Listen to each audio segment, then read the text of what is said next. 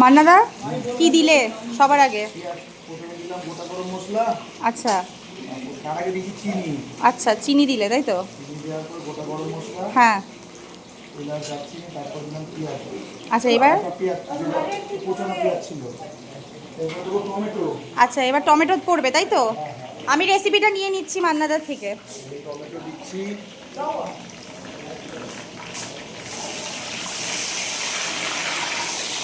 এ বাবা,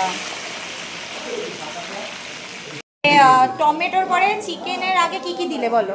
চিকেনের আগে দিলাম জিরের গুঁড়ো, হ্যাঁ তারপরে হ্যাঁ। ধনের গুঁড়ো, আচ্ছা তারপর ওটা দিয়ে কষানোর পর যে লেগে লেগে গেল হ্যাঁ। তখন একটু জল দিলাম, গরম জল দিয়ে এখন গৌরব ভাইকে বললাম যে তুমি চিকেনটা দিয়ে দাও। চিকেনের কালার দেখো, হেভি কালার। চিকেনটা এটা হয়ে যাবে, কষলে তো আরো চিকেনটা দিয়ে ভালো। যখন কষবে তখন আলুটা দেবো, দিয়ে জল দিয়ে দেবো, দিয়ে ঢাকা দিয়ে দেবো। আচ্ছা এখন কষবে তাই তো? এখন কষবে। ইয়ে বাবা, এখনই তো হেভি কালার লাগছে গো। জুম করে কালার দেখাই, জুম করে।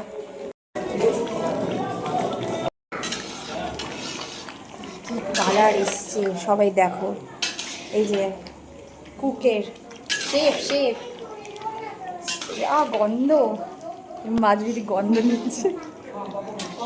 শোনো হবে মান্নাদা, 10 থেকে 12 মিনিট, তারপরে জল দিয়ে দেবো।